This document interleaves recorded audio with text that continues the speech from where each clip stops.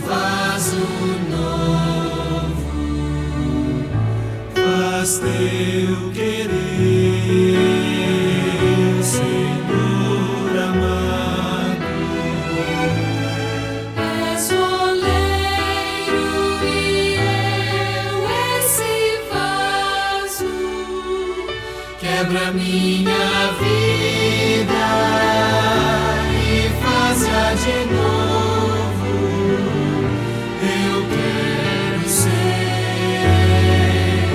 Eu quero ser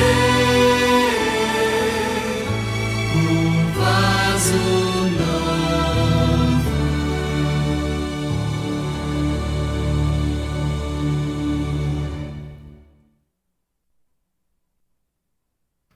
Uma boa noite a todos os irmãos que estão conosco, ligadinhos aí no canal da Igreja UNASP São Paulo, ou Igreja Adventista do UNASP de São Paulo, ou no Rodrigo Silva Arqueologia, ou através do Facebook.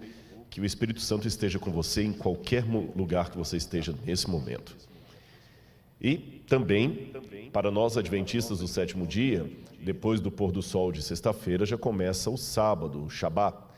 Então nós desejamos um feliz sábado para você e sua família, um Shabbat Shalom para quem for judeu, e que a graça de Deus esteja com todos, tá bem? Pessoal, eu gostaria de começar o meu sermão hoje. Hoje vai ser um assunto bem difícil de lidar, de falar sobre ele. É sobre o tempo de angústia e o fechamento da porta da graça. Você vai ver aí no seu vídeo o tema de hoje, o fechamento da porta da graça, porque a oportunidade é hoje.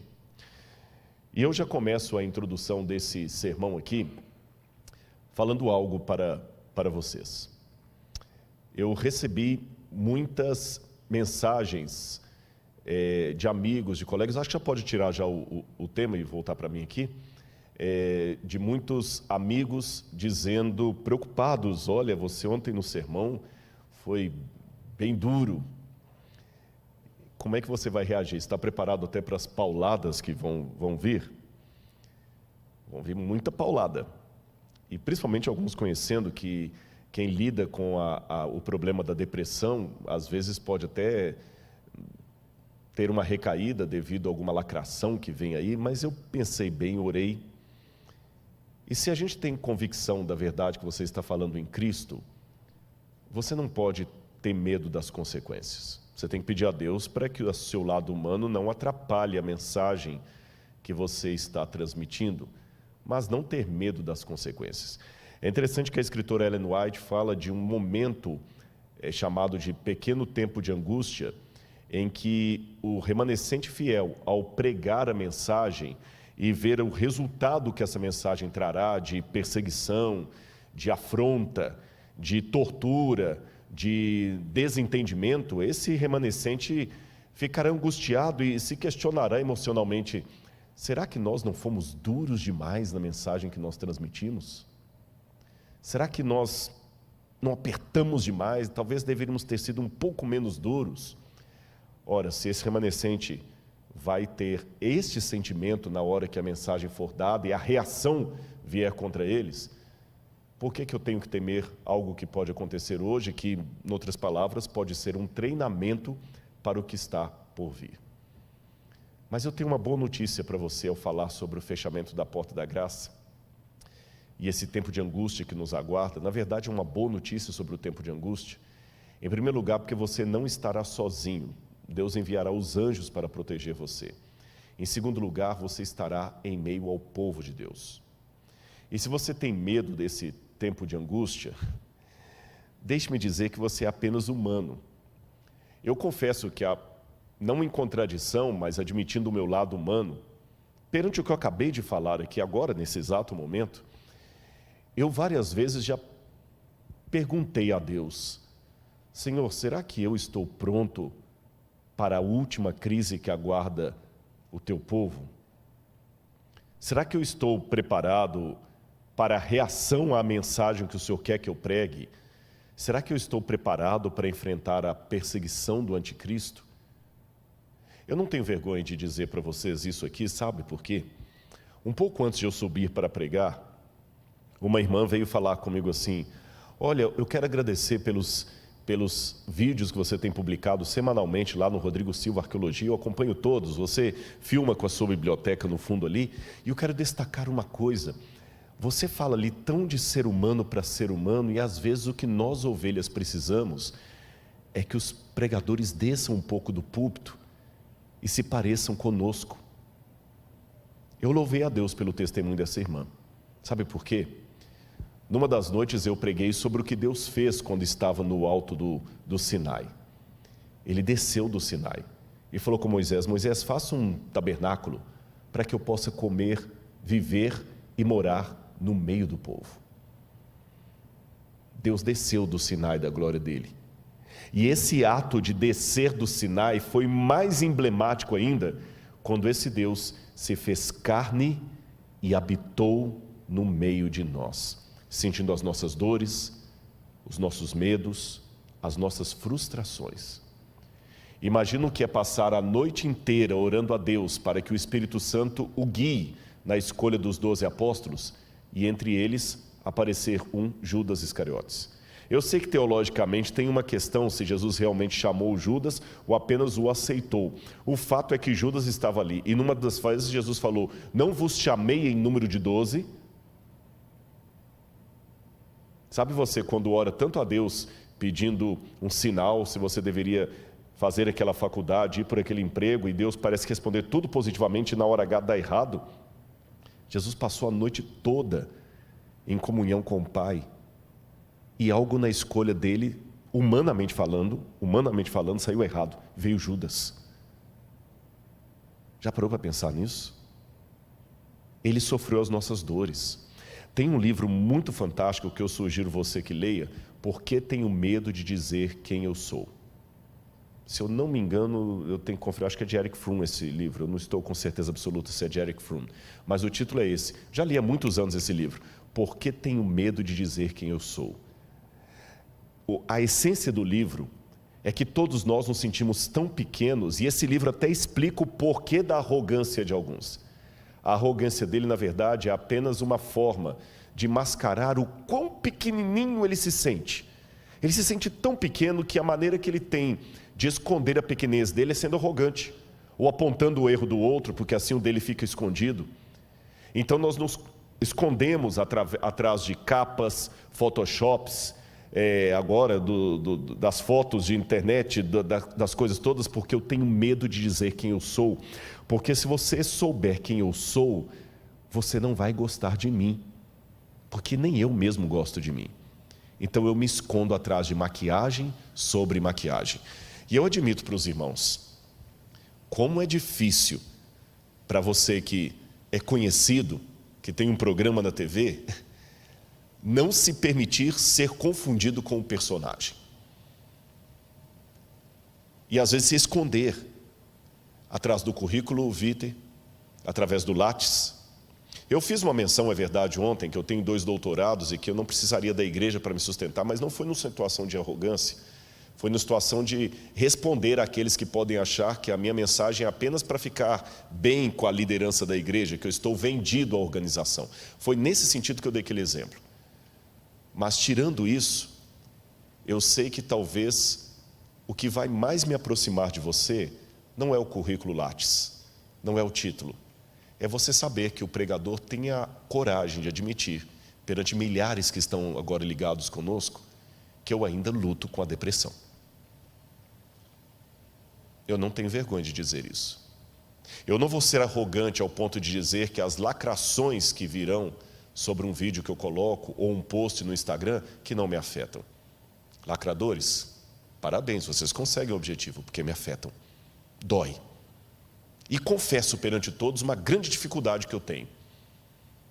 Eu luto todos os dias com isso. De às vezes anular 1000 incentivos por causa de uma lacração. É o meu defeito. Eu fico com raiva de mim por causa disso. É o meu espinho na carne. Mas eu peço força a Deus. E é esse Rodrigo que admite para você os seus problemas emocionais, que quando estuda a escatologia, que é a doutrina dos últimos tempos, e sabe o que vai acontecer com o povo de Deus e com essa terra, no chamado tempo da angústia de Jacó, eu confesso que tenho medo.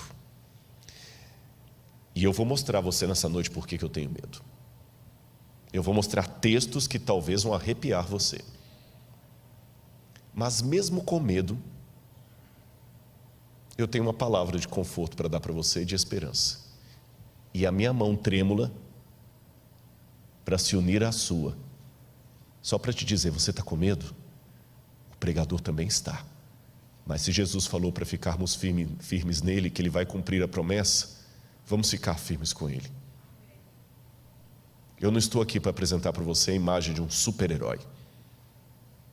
Eu estou aqui para apresentar a imagem de um pecador frágil como você, que quer ir para o céu e que precisa dos irmãos. Eu preciso dos meus irmãos. É essa a essência. É por isso que eu defendo tanto essa igreja. Não é por questão de CNPJ, de comodismo, de politicamente correto. É porque são os meus irmãos. Ai de mim se não fossem os meus irmãos. Eu vou contar uma coisa para você. Eu pedi uma lista que não chegou até mim. Ao vivo é assim que se faz. Eu pedi a lista de todo mundo do marketing que está agora arrancando os cabelos aí para que tudo saia perfeito para você. Não tem aqui nenhum profissional de televisão pago. São voluntários da igreja que vão se revezando para fazer o corte. Quando eu entrei, um até brincou, olha pastor, ela aqui vai fazer o corte de você, viu? Não vai ficar tremendo agora na hora de fazer o corte. Os que cantam, ainda que tenham uma voz bonita, trabalhada, não são cantores profissionais no sentido que estão cobrando cachê para estar aqui. Não. Os câmeras que estão agora me filmando não são câmeras da Record TV, da Rede Globo, ou dos melhores cineastas de Hollywood ou do Netflix. São irmãos que aprendem a operar a câmera e estão aqui.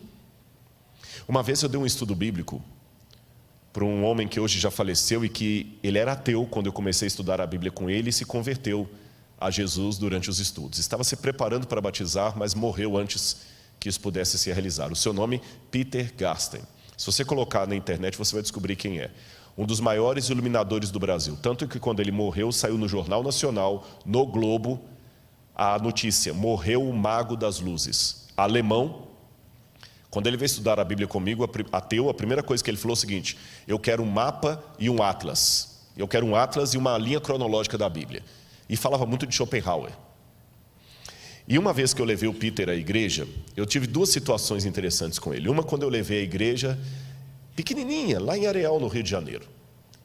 Eu ia pregar e tinha uma irmã passando a lição de escola sabatina. Ele falou: ela é a pastora da igreja? Eu falei: não, uma irmã passando a lição.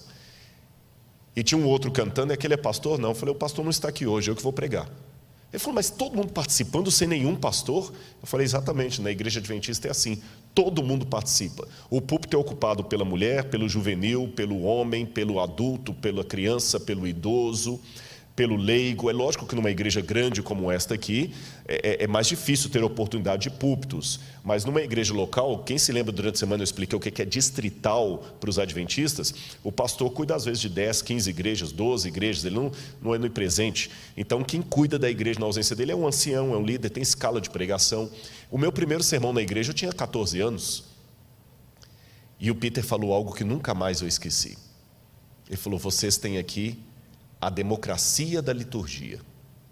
Eu falei: é isto mesmo. Já que se fala tanto em inclusão hoje, quer maior inclusão do que esta? Quando o NASP tem um coral cantando aqui à frente, e o pastor Douglas sabe disso, porque não é o primeiro internato que ele trabalha. Quando eu conheci, ele trabalhava no outro NASP lá de Engenheiro Coelho. Depois de lá ele foi para outro canto, fez doutorado, foi para o sul do país, e voltou para São Paulo de novo para ser diretor de escola. Quando você tem um coral bonito cantando aqui à frente, naquele coral tem o filho de um mega empresário riquíssimo e a filha de uma lavadeira, todo mundo cantando juntinho ali do mesmo jeito. No Desbravador, está lá o filho do empresário riquíssimo e o filho da lavadeira e o filho da pessoa que está até desempregado, todo mundo junto ali, todo mundo participa. Não estou querendo enfeitar a realidade para você. Na igreja também tem problemas. E se eu estou falando para alguém que fala que não quer vir para a igreja porque tem muita gente com defeitos aqui, venha, tem espaço para mais 2, 3, 4. Se você não quer vir porque tem gente hipócrita, venha, tem espaço para mais gente. Não enxergue a realidade com óculos cor-de-rosa. Tem problemas muito sérios aqui, isso é um hospital. Mas esse hospital também tem cura. E se você está assistindo alguém hoje aqui, eu sou um produto da Igreja Adventista do Sétimo Dia. Não tenho nenhum parente adventista. Paguei pesado um preço para vir para essa igreja, fui expulso de casa, humilhado, tive que dormir de favor na casa dos irmãos. E eu vou falar agora que essa igreja não presta. O que eu faço com o irmão que me deu abrigo quando a minha família me botou na rua? O que eu faço com aquela irmã que chegava todo dia lá com a pasta de dente? O que eu faço com aquela irmã piedosa, semi-analfabeta, que todo sábado está lá certinho na igreja e todo final do mês ela está dando o dízimo dela na igreja? Se eu falar que a igreja não presta, eu estou falando que aquela irmã não presta. Esse é o povo de Deus, e é contra esse povo de Deus que o diabo está se levantando. E uma grave crise aguarda o povo de Deus. E a lista que não veio é justamente todo mundo que está atuando, mas eu quero aqui prestar o meu agradecimento aos anônimos que limparam a igreja para que a gente estivesse aqui, que estão operando as câmeras, que colocaram as flores. Deus seja louvado pelos irmãos que Ele me deu. Deus seja louvado. Como eu falei, tem problemas? Tem. A igreja às vezes é como a Arca de Noé.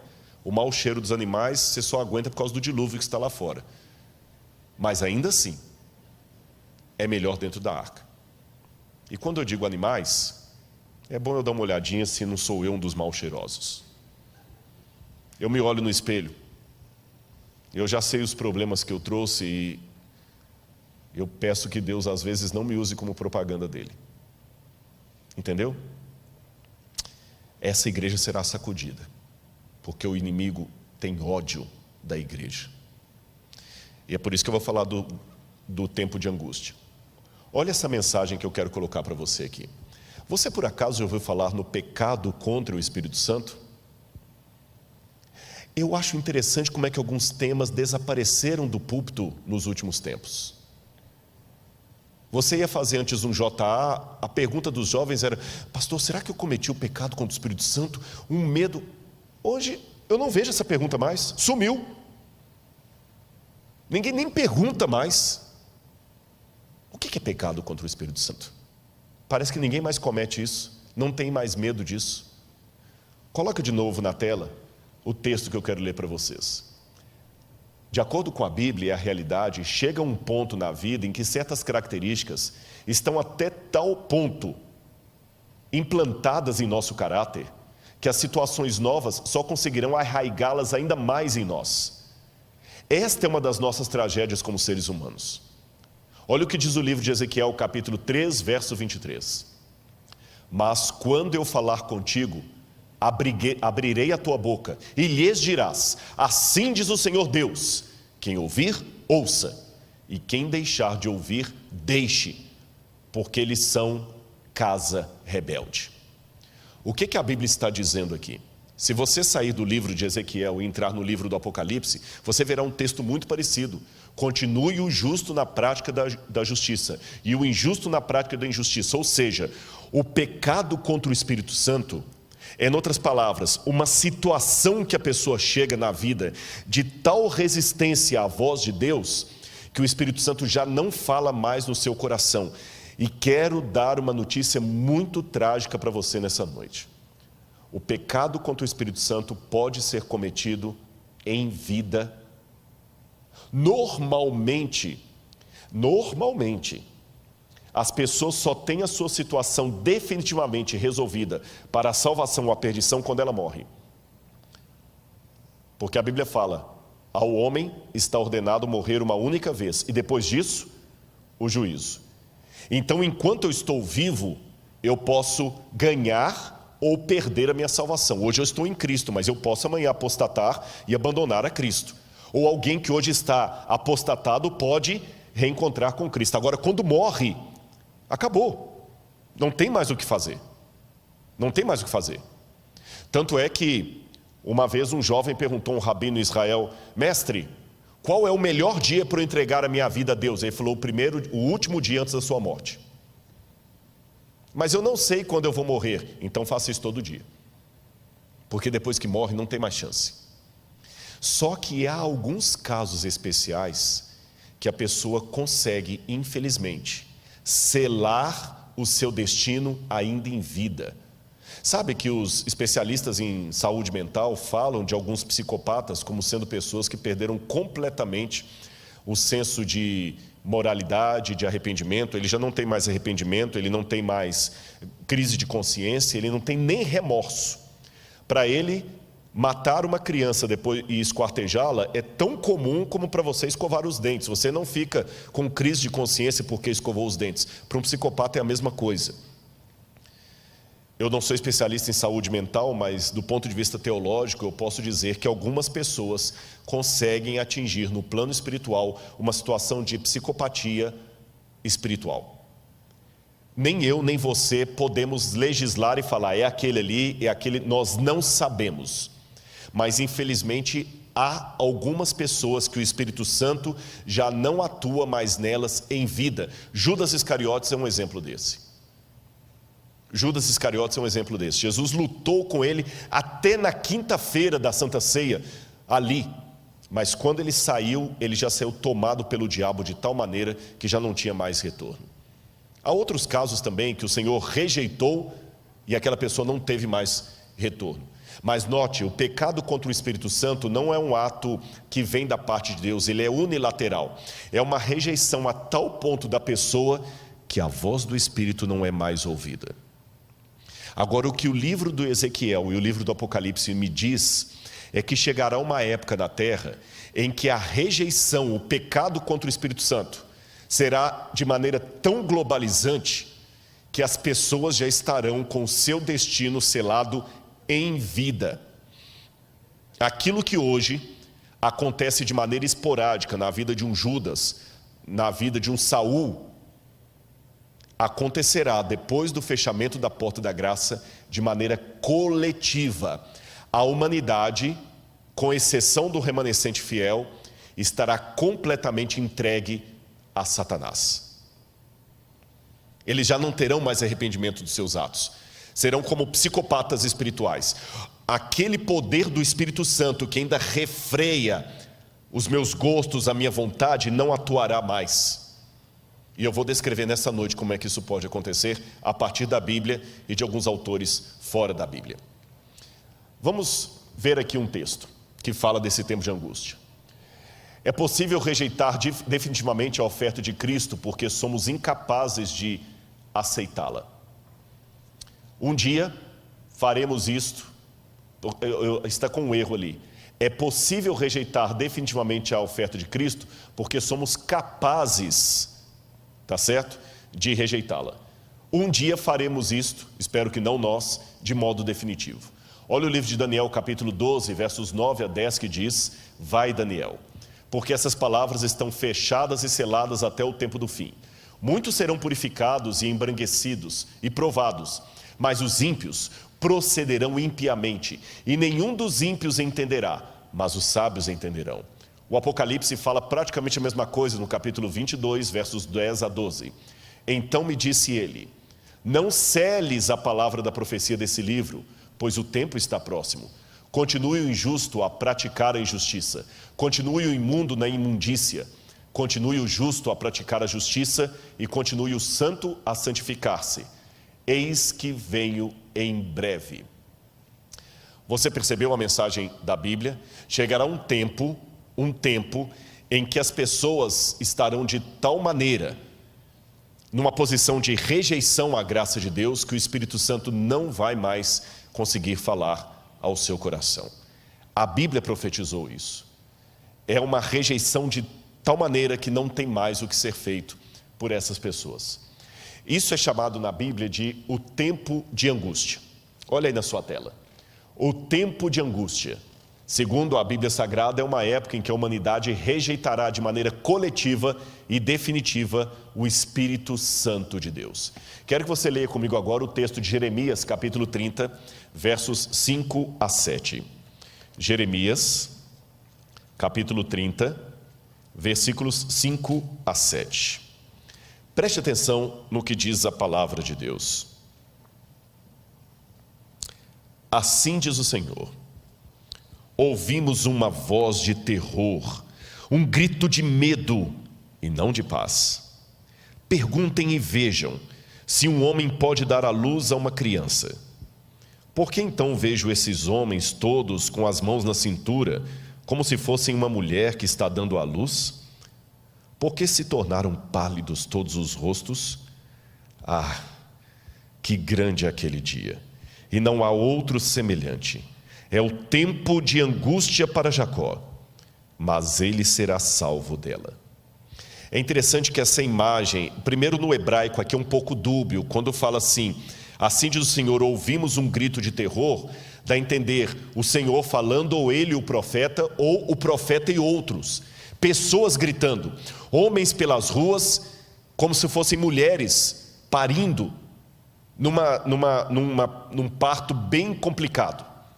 É interessante que essa imagem de uma mulher dando à luz à criança sempre é emblemática para falar do fim dos tempos. A mulher de Apocalipse 12, ela está gritando com dores de parto para dar à luz.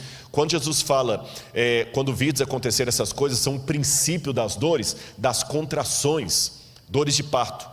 E o profeta diz, é o tempo de angústia de Jacó, mas ele será livre dela. Então note que é uma angústia que abala todo mundo, abala as pessoas que estão contra Deus e abala também aqueles que estão do lado de Deus. É uma angústia para os dois lados. A única diferença é que os ímpios não serão salvos da sua angústia, mas os remanescentes, fiéis, o resto da descendência da mulher, estes serão livrados dela. Vamos voltar para a tela para continuar a nossa leitura. A primeira coisa que nós temos que perguntar é: que tipo de religião nós temos com Deus? De submissão ou de luta? Se há luta, como Deus luta? Um Deus que luta e prepara para a guerra, como é isso? Eu quero explicar para você como é que funciona tudo isso aí. Se você pegar assim ao pé da letra, o que significa a palavra Islã, por exemplo? Islã, em árabe, significa submissão a Alá, submissão a Deus. Um significado de nome bonito. Quando a pessoa fala, eu sou um islâmico, eu sou um muçulmano, ele está dizendo, eu me submeto a Alá, eu me submeto ao meu Deus. Agora vamos pegar a raiz do cristianismo. Nós somos descendentes espirituais do judaísmo, que por sua vez vem de Israel. E o que significa Israel? Israel é uma composição de 3 palavras hebraicas: Ish, que é homem, Ra, que é luta, briga, El, que é Deus. Israel, o homem que briga com Deus. Olha, se falar por beleza, sonoridade do significado, é muito mais bonito dizer que você pertence ao Islã do que a Israel. Troque a palavra pelo significado. Qual a sua religião? Eu sou da religião dos que se submetem a Deus. E você? Eu sou da religião dos que brigam com Deus e prevalecem. Parece que Islã é mais bonito. Por que a Bíblia revela não o Deus apenas que submete, subjuga, mas o Deus que luta? É simples, por várias razões. Em primeiro lugar, Deus nos quer de maneira voluntária e não de maneira forçada. Por isso que Ele luta conosco, porque sabe que nós resistimos. E às vezes para o nosso bem Ele tem que nos segurar. Você já viu uma situação de uma criança tendo que tomar uma injeção dolorida, bezetacil, e como o pai tem que segurá-la? E quando o pai segura aquela criança, o que acontece? Ela se debate com o pai. Mas por amá-la, o que ele faz? Ele luta com ela, ele segura, por amor. Quando uma criança, às vezes o avião está para aterrissar e ela não quer ficar na cadeira quieta, quantas vezes a mãe tem que segurar a criança aqui, porque está com turbulência, para o bem dela, ela resiste. Quem não é pai, quem é insensível, fala assim, gente, taca um sonífero nessa criança aí que ela dorme o voo todo e o pai ainda tem sossego. Mas o pai que ama prefere uma noite de insônia, mas ele luta ali com o filho. Quem é pai de primeira viagem já não teve a situação de passar uma madrugada toda lá e a criança não quer dormir. Quem não tem um sentimento paterno fala simples, gente, pega um pouquinho de sonífero, coloca na aguinha, dá para a criança que ela dorme a noite toda. Mas quem ama não tem coragem de fazer uma coisa dessa. Ele prefere lutar. Quem não ama quer dar o sonífero para ficar livre da criança e ter uma noite de sono. Quem ama, luta. E ele luta com a criança ali que não quer dormir. Ele luta com a criança que não quer ficar na cadeira. Ele luta com a criança que não quer tomar injeção. É assim que Deus luta conosco. Mas tem mais um outro motivo por que Deus luta conosco. Primeiro, já falei, nós somos voluntariosos. Nós não queremos a injeção da cura. Nós não queremos ficar quieto na lei de Deus. Nós não queremos dormir à noite. Mas além de lutar conosco, como uma mãe ou um pai luta com o seu filho, Deus também luta porque Ele sabe que nós estamos enfrentando o grande conflito entre as forças do bem e do mal. E como você treina um soldado para o conflito?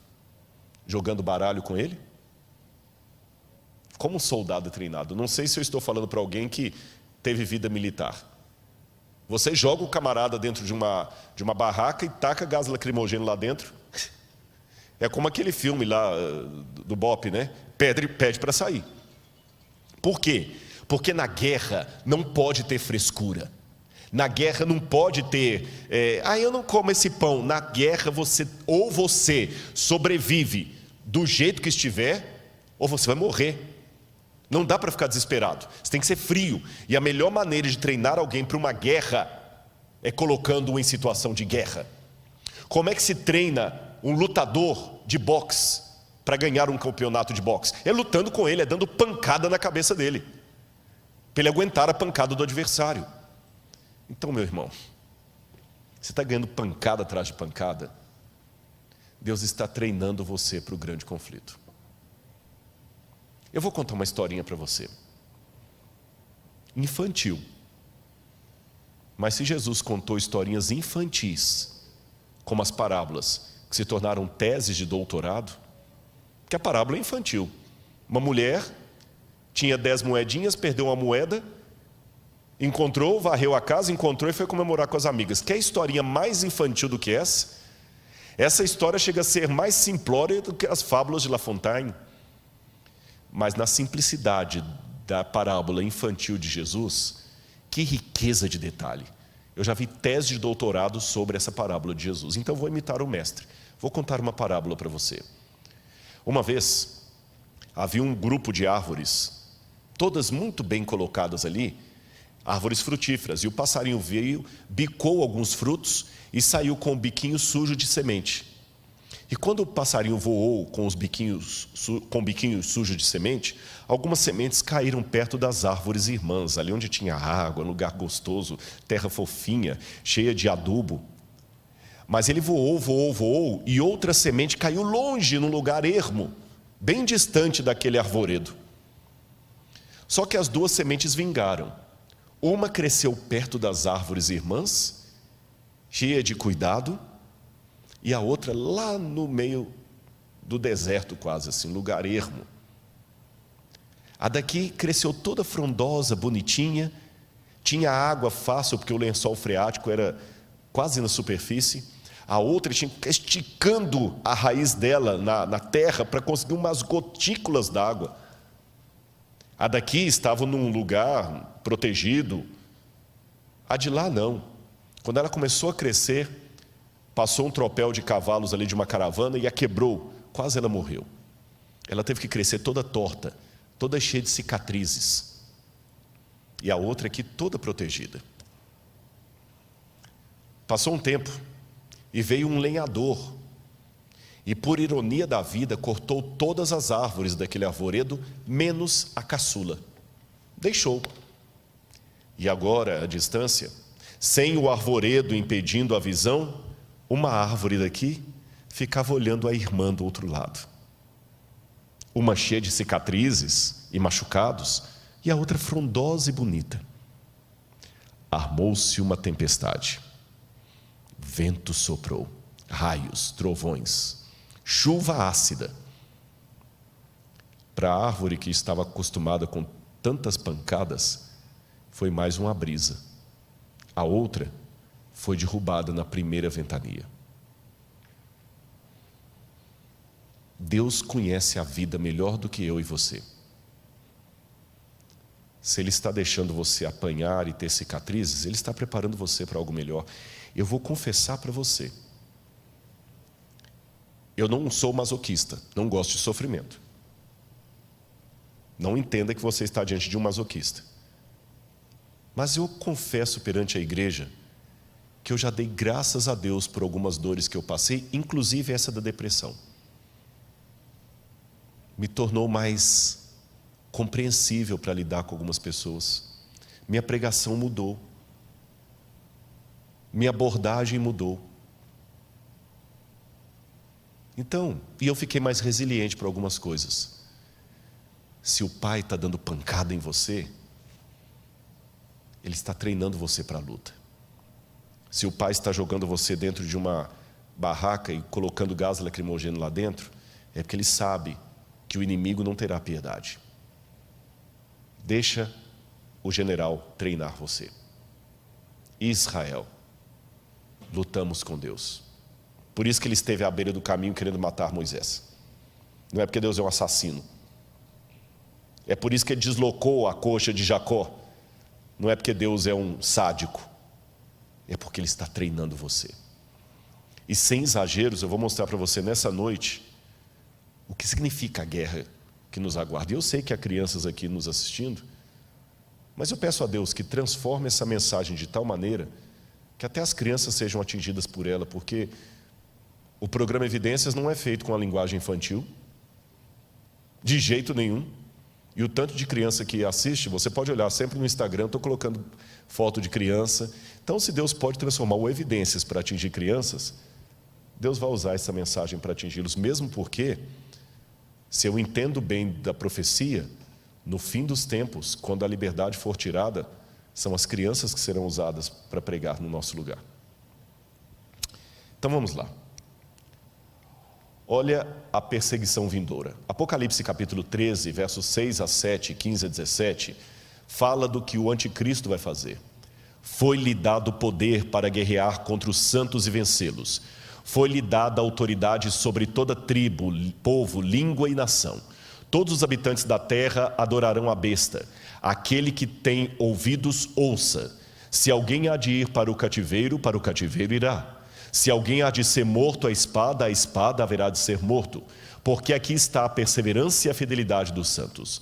Foi-lhe dado poder para que fossem mortos todos os que recusassem adorar a imagem, como obrigou a todos, pequenos e grandes, ricos e pobres, livres e escravos, a receberem certa marca na mão direita ou sobre a testa, para que ninguém pudesse comprar nem vender, senão aquele que tivesse a marca, que é ou o nome da besta, que é, ou o número do seu nome. Apocalipse 13. Deixe-me dizer uma coisa para você aqui. Eu não vou, até pelo horário, eu não vou poder explicar todos os detalhes para você. Algumas coisas eu tenho falado em doses homeopáticas, seja nos vídeos que eu apresento na internet, seja no programa Evidências que eu já anunciei para vocês, que vai ser sobre o Apocalipse, mas aqui eu vou falar apenas algumas coisinhas para colocar você para pensar. As pessoas quando me perguntam, Rodrigo, será que nós estamos vivendo os últimos tempos, etc. Eu digo assim, uma coisa que os adventistas aprenderam é não marcar mais data para a volta de Jesus. Por outro lado, há coisas acontecendo tão sérias que eu digo que o mundo é como alguém cardíaco. Quando você tem um cardíaco na família e ele tem uma dor forte no lado esquerdo do peito, pode ser uma dor muscular, até gases podem provocar a dor no lado esquerdo do peito. Mas se você sabe que ele é cardíaco, você não arrisca. Você coloca o remédio debaixo da língua e leva para o primeiro hospital. E você pode chegar no hospital e descobrir que era só uma dor muscular, que não era nada sério, ou que ele estava realmente infartando. Profeticamente falando, o mundo está cardíaco. E no exato momento que eu estou falando com você, eu estou vendo dores muito fortes no lado esquerdo do peito. Já houve outras na história que eram apenas dores musculares. Essa também pode ser muscular. Pode ser que eu esteja falando isso aqui para você e as crianças que estão aqui me assistindo amanhã subam ao púlpito e eu já esteja velhinho também assim, com dificuldade até de locomover, e Jesus não voltou. Pode ser. Mas usando a ilustração que eu acabei de mencionar, também é provável que possa ser um infarto escatológico do planeta Terra. Na dúvida, vale o mesmo procedimento. Não vou arriscar.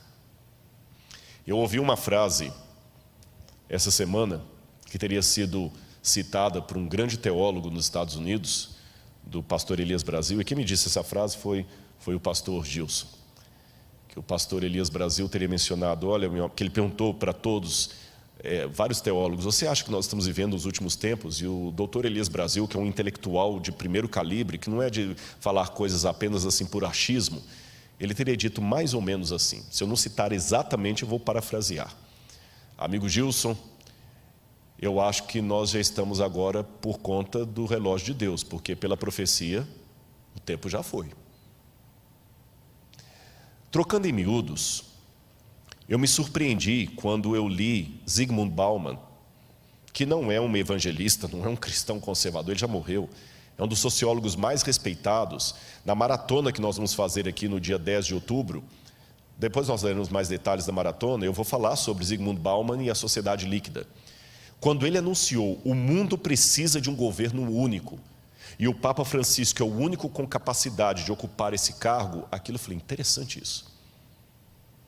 Você sabe que nós temos hoje, porque o Apocalipse fala algo que a gente fica pensando, como é que isso aqui vai se cumprir?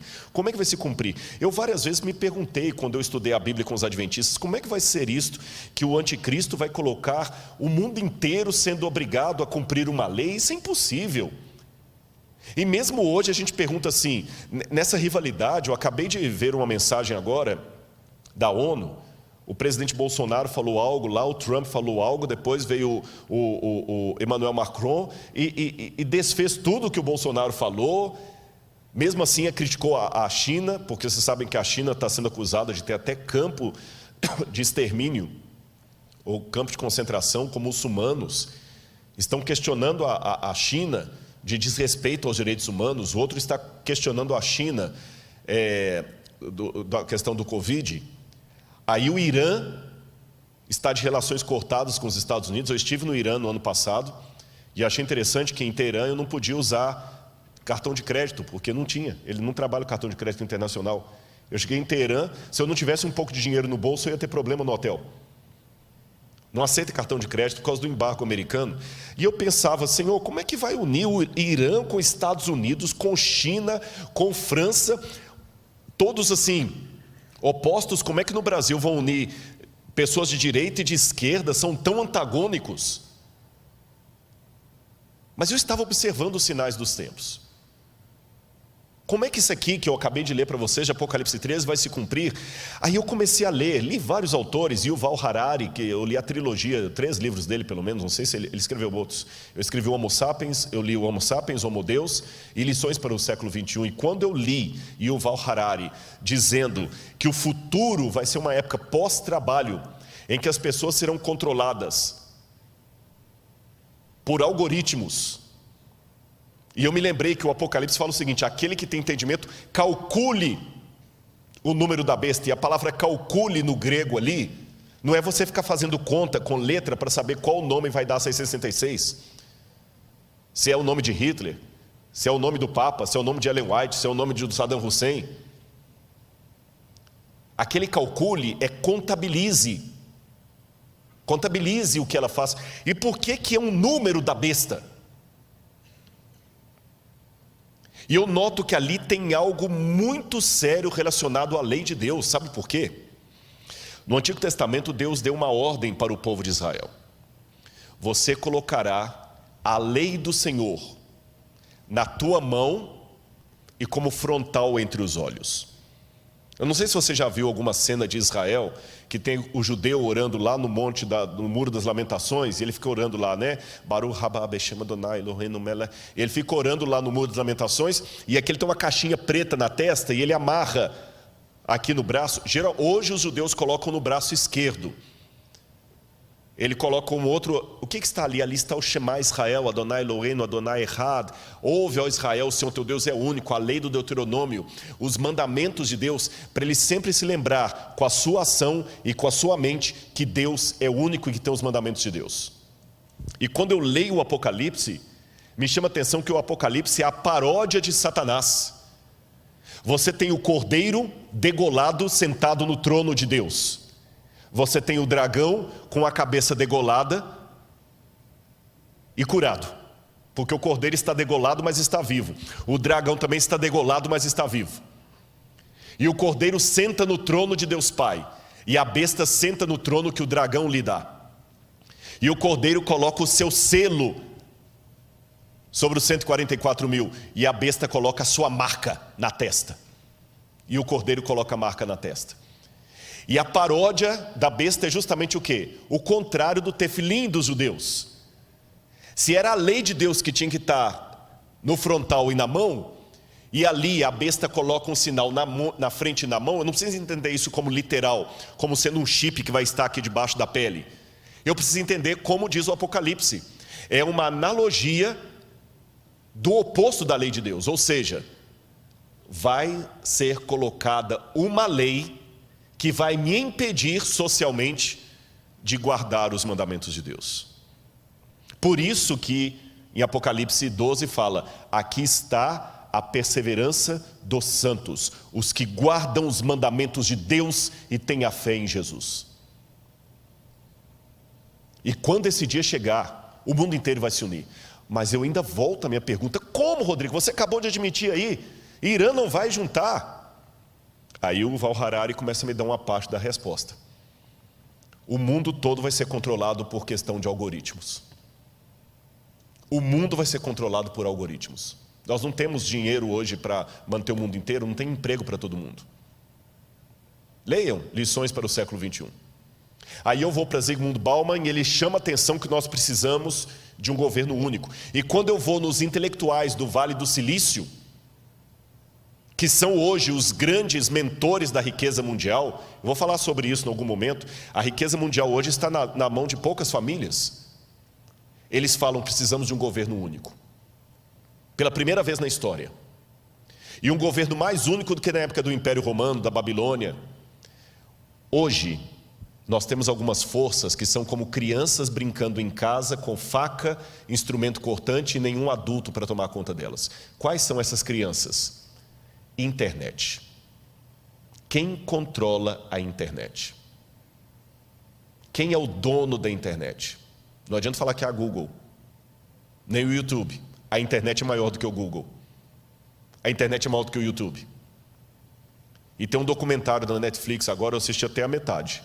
Não consegui assistir o resto por falta de tempo. Eu vou vendo as prestações. Dilema das redes. Assista esse documentário. Como é que eles estão controlando hoje a sua vontade, a vontade pelo algoritmo. Mas a internet ainda é maior do que isso. Quem controla a internet? Eu posso na internet hoje colocar de uma piada sem graça basta ser um hacker, eu posso derrubar a bolsa de valores na internet. Tem muita gente que tem medo do terrorismo virtual. Quem controla a internet? Não adianta.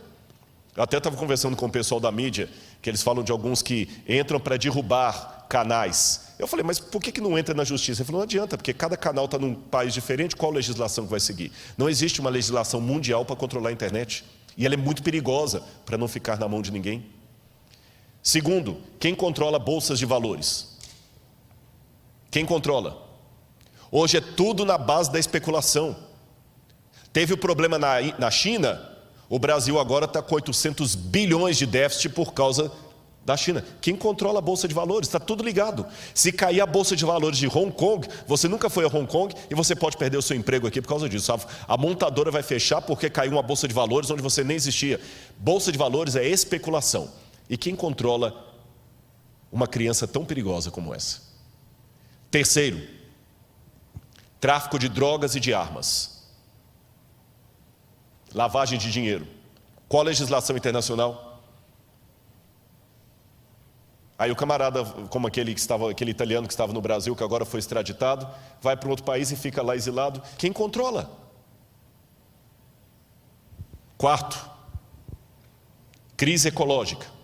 Essa briga, se a Amazônia é do Brasil, nacionalizar a Amazônia é do mundo. O Emmanuel Macron falou que a Amazônia é do mundo. Não quero aqui entrar em polêmica de nacionalismo nem de política, mas o exemplo da Amazônia é claro. Se nós não cuidarmos da Amazônia, o mundo inteiro paga. Se a China continuar com a emissão de ar, com a emissão de poluentes, e os Estados Unidos, nós vamos pagar. Você está percebendo? Internet, Bolsa de Valores.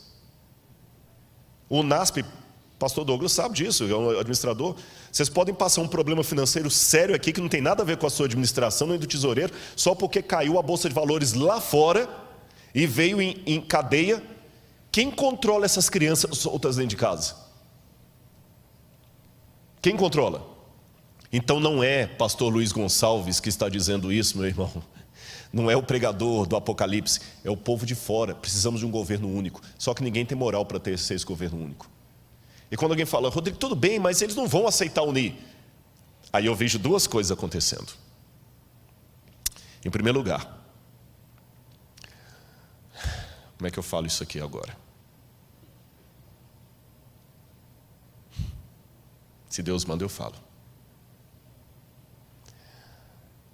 Houve várias vezes que os 4 anjos de Apocalipse capítulo 7 estavam para soltar os ventos. E Deus mandou reter, porque o povo dele não estava preparado. Vocês sabem disso.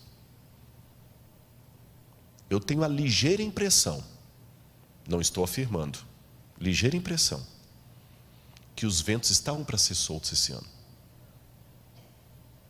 O que nós teríamos no início do ano, que eu estava a ponto de ver o que ia acontecer para unir o globo num governo único? O Papa Francisco estava reunindo líderes do mundo inteiro para propor uma nova agenda, que cobrisse a questão ecológica, a questão da economia, a questão da família, e todo mundo estava para mandar representantes no mês de março. E coladinho nisto, fazendo parte do mesmo projeto, o 5G. Que quem entende de internet sabe melhor do que eu o que significaria o 5G no mundo. O 5G vai ser mais do que o advento da internet. O mundo seria outro. E na hora que essas duas coisas estavam para transformar o mundo, Covid. Parou tudo. Estou perguntando, não estou afirmando. Estou pensando com os meus botões. Será que Deus falou assim, eu vou permitir esse vírus para parar o mundo, porque o povo de Deus ainda está dormindo demais? E nós ainda estamos parados aqui esperando? Eu fiz teologia e fui professor de alguns pastores que estão aqui. Mas eu falava com eles em sala de aula que por melhor que a gente tentasse prepará-los, eu nunca ia conseguir preparar você para expulsar um demônio, para dar uma notícia de morte. E eu odeio isso. É um osso do ofício. Eu não quero ficar orando por pessoas que estão doentes. Não é porque eu não me simpatizo por elas. É justamente por me simpatizar com elas que eu não gostaria que ninguém mais estivesse doendo, sofrendo. Vocês entenderam? Não é com prazer que eu atendo uma oração.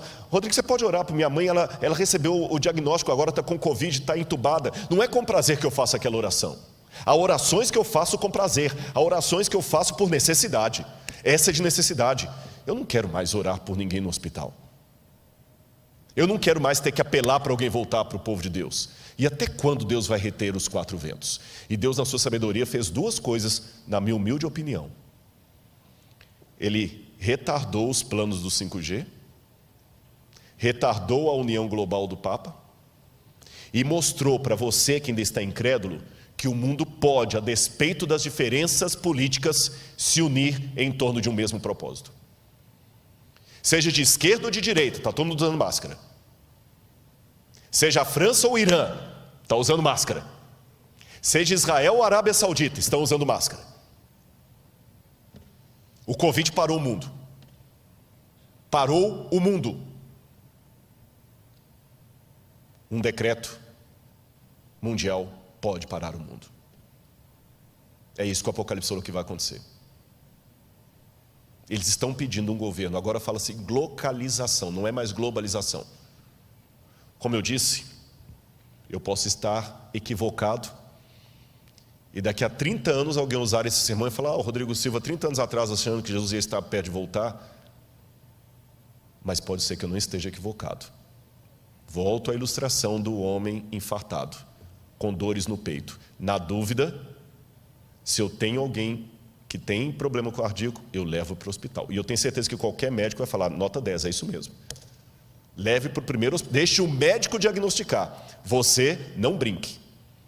Como eu não sou especialista em história mundial, eu não brinco, eu corro. Mesmo porque a volta de Jesus para mim não deve ser só uma doutrina, tem que ser um desejo.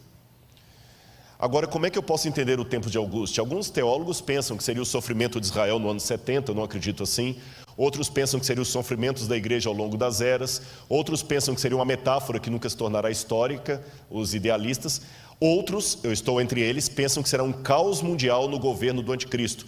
Tanto aqueles que são pós-tribulacionistas, que acreditam, como eu, que Cristo voltará depois da tribulação para buscar o seu povo, e aqueles que são pré-tribulacionistas, acham que Jesus vai arrebatar a igreja.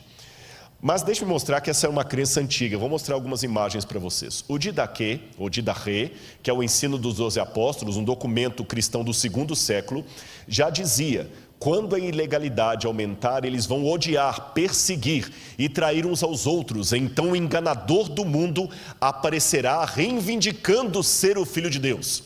Ele fará sinais e maravilhas, e a terra será entregue em suas mãos. Ele fará coisas iníquas que não foram vistas desde o início do mundo. Então a humanidade entrará no fogo da provação, e muitos serão levados a tropeçar, e muitos perecerão, mas aqueles que perseverarem em sua fé serão salvos da maldição. Ou seja, essa doutrina que eu estou mostrando para vocês agora não é modismo. Não é porque eu estou empolgado com o Covid, estou dizendo: é agora. Não é, sabe, eu acho que Apocalipse não pode ser, a hermenêutica do Apocalipse não pode ser a Folha de São Paulo, nem a revista Veja. Tem gente que fica vendo o Apocalipse sempre assim atrás: é agora. Não é isto, mas também não é o extremo de você não analisar com prudência os sinais dos tempos. O que eu estou falando agora e que está no livro Grande Conflito, já era dito há 2000 anos. Que Satanás fará parecer que Cristo veio. Ou seja, aquilo que eu leio no livro Grande Conflito já era o pensamento dos cristãos primitivos que conviveram com aqueles que conviveram com o que escreveu o Apocalipse. Não foi uma coisa inventada pelos protestantes do século XIX em diante, ou dos adventistas, ou whenever. Eu quero mostrar outra passagem para você. Se você pensa que é só adventista que pensa assim, você vai se surpreender. Veja isso aqui. O Dr. John Ladd, um dos mais famosos teólogos batistas, no seu livro The Blessed Hope, a Bendita Esperança, diz que a bendita esperança não é a libertação da tribulação, é a união com o Senhor em sua vida. Ou seja, John Ladd acreditava que Jesus voltará depois da tribulação e a igreja passará pela grande tribulação. Os irmãos católicos que estão comigo ligados nessa noite, olha o que diz o catecismo da Igreja Católica, nos parágrafos 675 e 677. Vou ler o catecismo da Igreja Católica. O catecismo é a versão oficial da Igreja Católica. Antes da segunda vinda de Cristo, a igreja precisa passar por uma provação final que sacudirá a fé de muitos crentes. A perseguição que acompanha a sua peregrinação na terra revelará o mistério da iniquidade na forma de um engano religioso que é o anticristo, um pseudo-messianismo pelo qual o homem se glorifica a si mesmo no lugar de Deus e de seu Messias que veio em carne. Noutras palavras, o catecismo também me ensina que haverá um tempo de angústia, um anticristo que vai enganar ao mundo e perseguir a igreja. Está no catecismo. E os evangélicos? Vamos ver mais uma citação. Billy Graham: eu ouvi o som distante de cascos e vi os cavaleiros do mal no horizonte de nossas vidas. Há sérios problemas à frente para o nosso mundo, para todos nós que vivemos nele. Será uma época de conflagrações nucleares, holocaustos biológicos e apocalipses químicos rolando sobre a terra, levando o homem à beira do precipício. A história vai fundo na batalha do Armagedon. Já vemos sua sombra rastejando sobre a terra. Você percebeu? Aqui não é uma doutrina adventista que eu estou apresentando. Ela é ecoada também pelos católicos, pelos evangélicos representados por John Ladd e por Billy Graham, que apesar de serem batistas, são respeitados em todas as igrejas, metodistas, presbiterianas.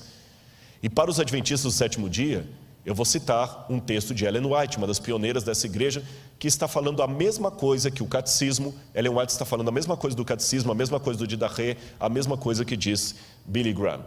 Veja o que diz Ellen White: não há o que exagerar. O tempo de angústia como nunca houve está prestes a manifestar-se sobre nós e necessitamos de uma experiência que agora não possuímos e que muitos são demasiado indolentes para obter. Dá-se muitas vezes o caso de supor maior angústia do que em realidade o é. Isto não se dá, porém, em relação à crise diante de nós. A mais vívida descrição não poderá atingir a grandeza daquela prova. Naquele tempo de provações, toda alma deverá por si mesma estar em pé perante Deus. O que Ellen White está falando aqui? Não há o que exagerar. Tudo que você vai descrever, você pode exagerar, mas não tem como exagerar o grande conflito.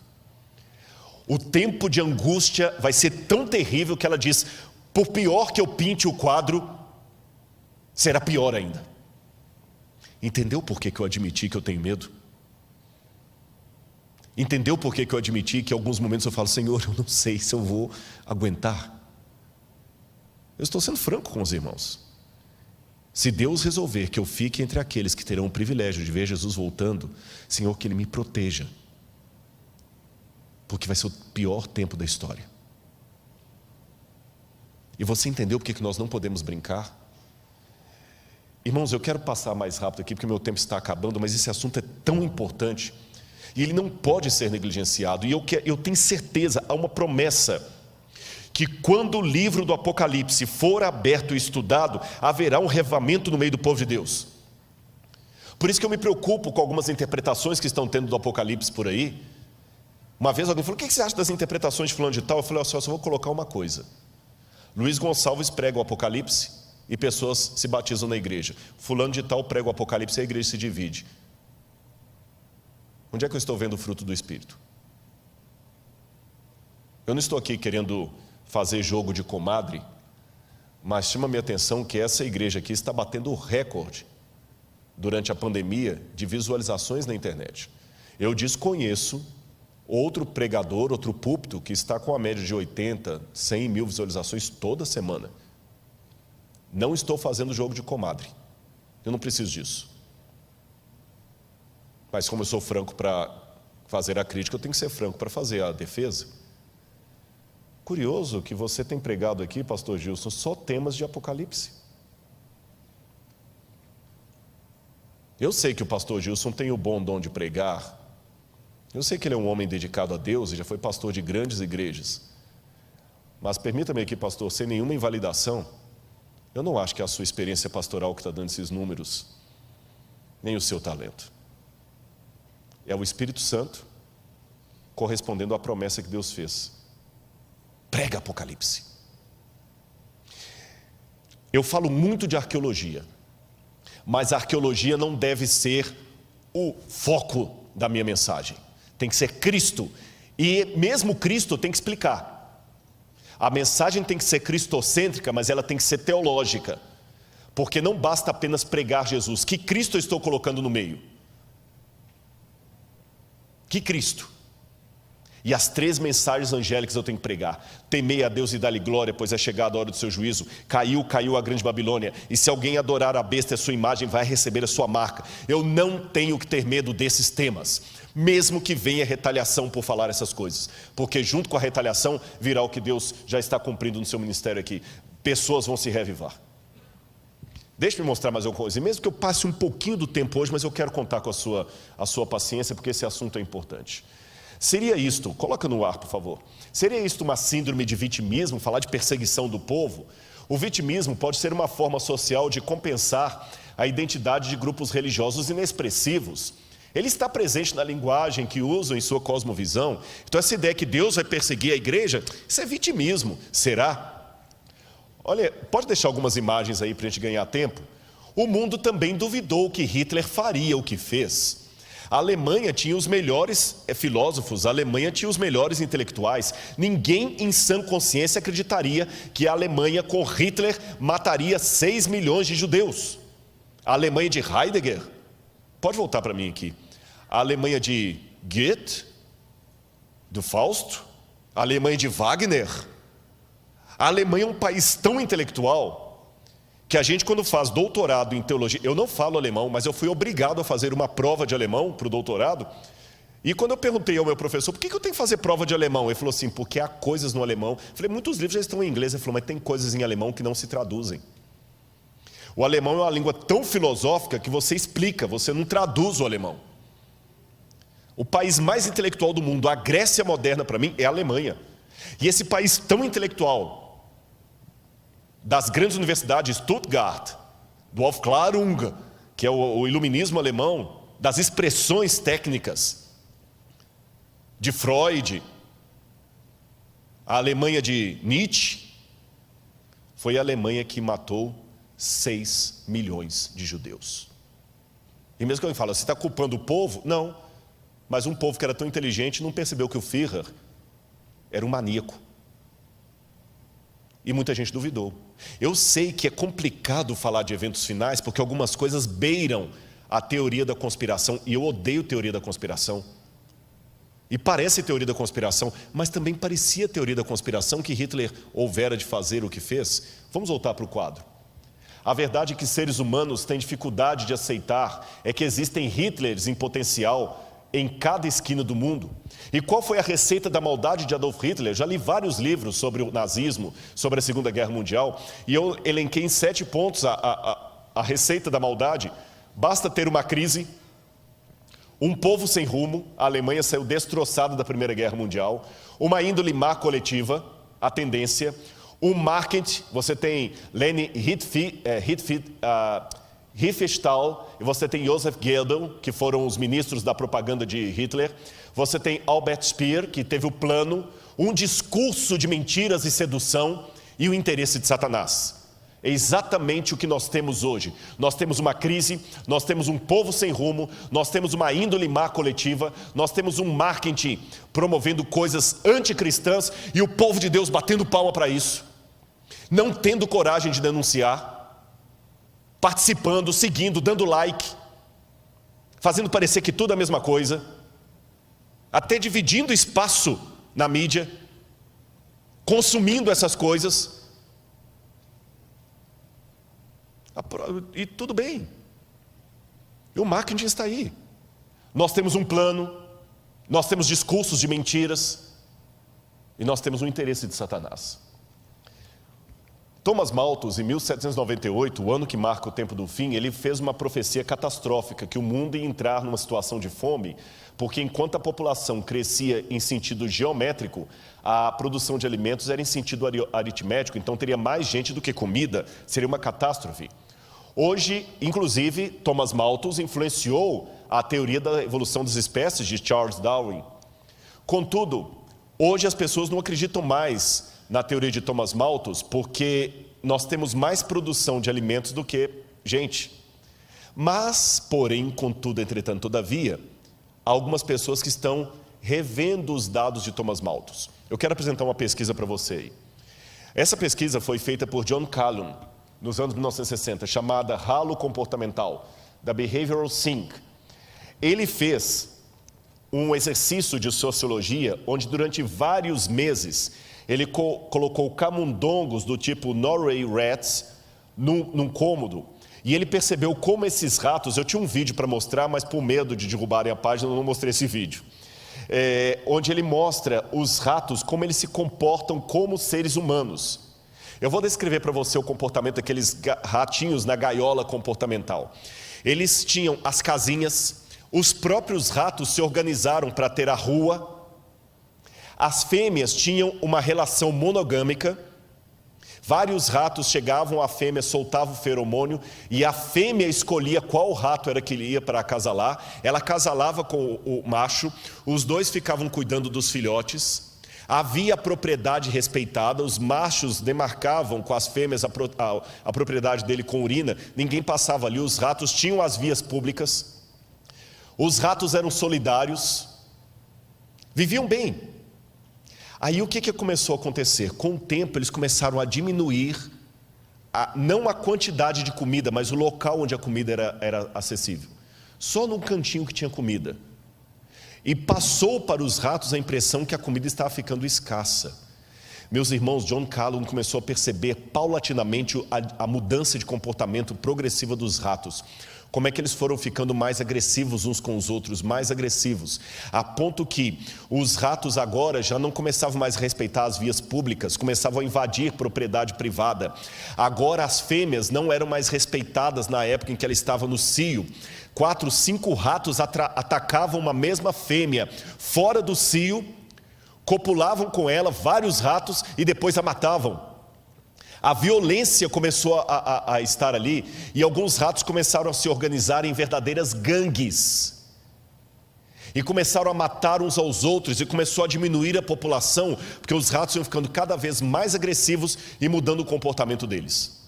E começaram a fazer coletivos de ratos, que começaram a morar agora em lugares tipo um apartamento, e os ratos dominantes ficavam no topo e obrigavam os outros ratos a irem levar comida para eles e batiam nos outros ratos e começavam a descer em gangues. Olha a descrição da pesquisa de John Calhoun nos últimos dias. Ele começou a registrar que entre os machos havia 4 tipos de personalidade que começavam a ficar cada vez mais acentuadas. Haviam os machos dominantes, também chamados de bonitos, altamente agressivos. Havia machos homossexuais, insinuavam-se a membros do mesmo sexo, ou fêmeas estéreis, que eram atacadas pelos dominantes. E antes que alguém ache que é homofobia o que eu estou falando, não é homofobia não, meu amigo, eu só estou repetindo o dado de uma pesquisa científica que foi apresentada. Não havia esse comportamento antes da crise. Agora começavam machos se insinuando sexualmente para machos. Tá certo? Não estou falando agora que o homossexual é uma distorção, que é uma doença, não estou falando nisso, eu estou apenas descrevendo o que aconteceu. Está ali nos dados, pega o artigo científico, eu coloquei até a foto do artigo científico, é só isso que eu estou falando. E não havia esse comportamento antes. E essa situação de machos se insinuarem para machos começou a ficar cada vez mais comum. A situação de machos agredindo fêmeas e até matando-a começou a ficar mais comum. É isso que eu estou acentuando. Outro detalhe, vamos voltar para a tela. Havia os passivos que começavam a mover como zumbis entre a população, completamente apáticos. Havia os sondadores, hiperativos, hipersensuais, bissexuais e canibais. E as interações sociais dos ratos tornaram-se cada vez mais de curta duração. Os instintos de cortejo sexual e parentesco desapareceram. E quando John Calhoun, que não era um evangelista, não era um teólogo, não era um pastor, ele terminou de fazer essa pesquisa, a primeira pergunta que todos fizeram é: será que o que aconteceu no laboratório com os ratos pode acontecer com a humanidade se a previsão malthusiana de Thomas Malthus vier à tona? Será que nós vamos ficar assim? Será que isto poderia acontecer conosco? Calhoun continuou seus estudos, Por muitos anos, no entanto, a publicação de 62 colocou o conceito em domínio público.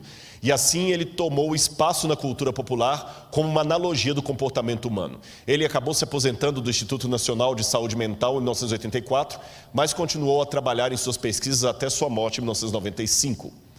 E hoje nós vivemos o que é chamado de neo-malthusiano. Por quê? O mundo hoje está passando, pode colocar em mim aqui, uma situação muito análoga à daqueles ratos. Nós ainda temos quantidade de comida em grande escala, mas como na experiência, elas estão concentradas em poucos pontos do planeta. E o resultado, olha aí na sua tela. A cada 4 segundos, uma pessoa morre no mundo por fome. A cada 4 segundos, mais de 1 bilhão de pessoas, 18% da população mundial, não tem acesso à quantidade mínima de água para o consumo. Entre 100 pessoas, uma estaria morrendo de fome, 15 estariam desnutridas e 21 com excesso de peso, segundo uma pesquisa feita por Fritz Erickson, da Ferris State University. Enquanto isso, no chamado mundo de Deus, novos estudos observam que, apesar dos progressos das últimas décadas, cerca de 800 milhões de pessoas não têm simplesmente o que comer. No total, seriam necessários 267 bilhões de dólares por ano para acabar com a fome no mundo, por vários anos. Se você quiser acabar com a fome de uma vez só, quiser acabar com os problemas de saneamento, saúde e outros mais, eu precisaria de 1,2 trilhão de dólares por ano para acabar com a fome e com os problemas de desigualdades. Onde eu conseguiria 1,2 trilhão de dólares no mundo? Pode continuar com a tela. Onde nós conseguiríamos tanto dinheiro? Talvez aqui esteja o ralo social humano. Segundo dados da ONU, o tráfico de drogas, não o seu combate, o tráfico de drogas movimenta 300 bilhões por ano. A prostituição é o segundo maior negócio do mundo, com cerca de 108 bilhões por ano. Volta para mim.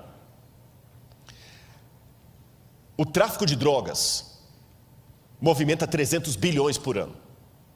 Você pode falar, tá, mas eu não participo do tráfico de drogas. Você não participa do tráfico de drogas, mas fica enaltecendo aquele jogador que é usuário costumado de drogas e não vê problema em que seu filho consuma os discos, ou o youtuber que é usuário de drogas e fica defendendo liberação da maconha. Esse youtuber também está ajudando, está contribuindo com os 300 bilhões de dólares que é gasto só com tráfico de drogas. Não pense no tráfico de drogas só no rei do morro, que está ali, no chefe do narcotráfico. Há tráfico de drogas correndo à torta e à direita, com um monte de pessoas midiáticas que defendem isso na mídia. Filmes que olham como tudo sendo normal. Está na hora dos irmãos voltarem a ser um pouco mais conservadores. Filmes como, até esqueci o nome, aquele de motoristas que ficam dirigindo para cima e para baixo. Velozes e Furiosos. Isso não é filme para cristão assistir. E não sejamos hipócritas, não é entretenimento, isso mexe com você. Você gostaria de morar num condomínio que aqueles motoristas loucos daquele filme ficam passando na rua em alta velocidade? Não. Então não deixe o seu filho ficar assistindo isso e aprendendo. E os joguinhos de internet que só incentivam isso. Eu conheço pais casados que às vezes a esposa está fazendo a comida lá e ele está jogando esses joguinhos violentos, cheios de coisa. Isso não é entretenimento para cristão? E quando é que a gente vai ter que dar a cara a tapa e falar que nós devemos voltar ao conservadorismo? Não ao tradicionalismo. Tradicionalismo é besteira. Mas um pouco de conservação não faz mal. E a promiscuidade que eu falei. Muitas mães acham lindinho vestir as meninas como a Anitta. E se falar de modéstia cristã agora, você virou moralista, chauvinista, patriarcal. E ninguém fala contra essas coisas, mas está movimentando tudo aquilo ali. Vou mostrar mais dados. Coloca de novo aí. O terceiro lugar é ocupado pelos bancos, que movimentam cerca de 115 bilhões. Embora nem todo mundo mude, algumas entidades acumulam seus cofres até 800 bilhões em ativos. Em 2019, só para vocês terem uma noção, 2.153 bilionários tinham o equivalente a 60% do PIB mundial. Em quarto lugar, você tem jogos de azar. Somente a Espanha gasta 35 bilhões por ano. E tem a indústria do cinema que alimenta tudo isso. E tem a indústria do entretenimento que alimenta tudo isso. E alguém vai falar, tá, e as religiões também? Bom, eu não posso falar de todas as religiões, mas eu posso dizer que na igreja adventista às vezes tem problema financeiro. Eu já vi vários. Mas quando o pastor é descoberto, ele é demitido sumariamente. Nunca mais é reingressado ao ministério. Se houve alguma exceção à regra, pode ter sido que tenha havido. Não estou negando. Pode ter sido o caso de algum pastor adventista que passou a mão e por padrinhamento tem ficado? Pode ter sido. Mas não é a regra. Não é a regra. Eu já vi alguns passando a mão até ser descoberto. Tanto é que a igreja tem o auditor. Não estou dizendo que a igreja adventista é a fina flor dos flores feno. Não, eu convivo nela. Eu sei que há problemas. Quer um exemplo de problema na igreja? Está falando para você aqui agora. Está um problema da igreja falando para você aqui agora. Convive comigo, você vai ver que eu tenho muitos problemas. Mas eu sei que a igreja não brinca. E o dízimo não fica na igreja local. O dízimo é distribuído. E lá tem a percentual, e vocês podem pegar da internet, peguei na internet, como é que o dízimo é distribuído, quanto que vai para cada canto. Essa igreja aqui não fica um centavo do dízimo nessa igreja. Ela partilha com todos os outros. Por isso que qualquer pastor adventista pode ter o mesmo salário, quer ele seja pastor de uma igreja grande como essa, cheia de empresários, ou seja pastor de uma igreja desse tamanhozinho. O que diferencia, é lógico, são os auxílios, porque você não quer comparar o aluguel de alguém que mora em Brasília com o aluguel de alguém que mora em Jequié. Vocês entenderam? Eu não ganho pontos a mais. O pastor Douglas tem doutorado. Compara o preço do salário de um diretor, de um pró-reitor. Compara o salário de um pró-reitor de uma universidade pública aí com o salário dele. Eu ganho mesmo tanto que ele. Ele não é meu chefe diretamente, mas indiretamente é, porque no guarda-chuva eu sou professor, ele é diretor, mas o meu salário é o mesmo do meu chefe, que tem o mesmo cargo que ele. O meu salário é o mesmo do reitor dessa escola. O meu salário é o mesmo do pastor Toninho, que é o diretor da Novo Tempo, que se fosse um executivo, estaria ganhando aí pelo menos uns 35. Uma vez eu perguntei para uma empresária, se ele fosse... 35 mil é o que ele ganharia para começar. E ele não aceitaria. E pode ter certeza, o salário de um pastor está bem longe disso. Então há problemas financeiros na igreja adventista? Há. Até serem descobertos. Que a hora que é descoberto, o camarada... Entenderam? E eu sou dizimista. Eu posso falar porque eu devolvo meu dízimo. Devolvo meu dízimo e mais ainda, eu tenho a felicidade de dizer que alguns soldos que eu tenho, vai tudo para o NASP, não fica nada no meu bolso. Porque eu assino todos os anos uma declaração de interesse de conflito, e quando, por exemplo, eu dou consultoria para um canal de TV, para um documentário, para uma coisa, o que pago não veio para o meu bolso. Eu já assinei e é de bom grado, e falo perante todo mundo para ouvir. Eu recebo alguma coisa que vem de outras fontes e não vem para o meu bolso, vai tudo para o NASP. O NASP faz uma poupançazinha, a gente construiu o Museu de Arqueologia. Eu vivo exclusivamente do salário de professor. Tá bem? E mesmo que houver problemas, eu não sei nadar, mas eu aprendi coisa, se alguém estiver afogando, não pule, seriam 2 mortos ao invés de 1. Se o outro rouba, e você, por causa disso, também não devolve o que pertence a Deus, são 2 ladrões que Deus vai cobrar. O que não usou bem os dízimos e você que não devolveu. Agora, a sociedade está entrando ralo abaixo. E se a gente economizasse um pouco em pornografia, jogos de azar e outras coisas mais, e desperdício de comida, nós teríamos dinheiro para saciar a fome no mundo. Porque só de desperdício de comida são 750 bilhões de dólares todo ano. É por isso que temos aqueles contrastes. E não venha falar que eu estou com gordofobia. Que agora tudo você tem que tomar cuidado. Estou apenas mostrando o contraste de uns passando fome e outros. Agora consideremos mais alguns textos para eu terminar.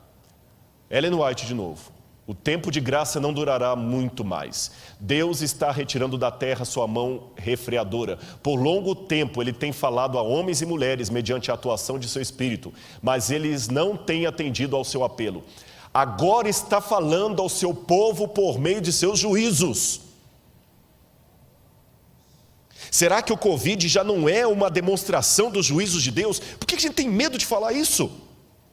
Por que eu acredito que o fogo que caiu em Sodoma e Gomorra É fogo de Deus? Por que eu acredito que as pragas que caíram no Egito é praga de Deus? Por que o Covid? Não fale, por quê?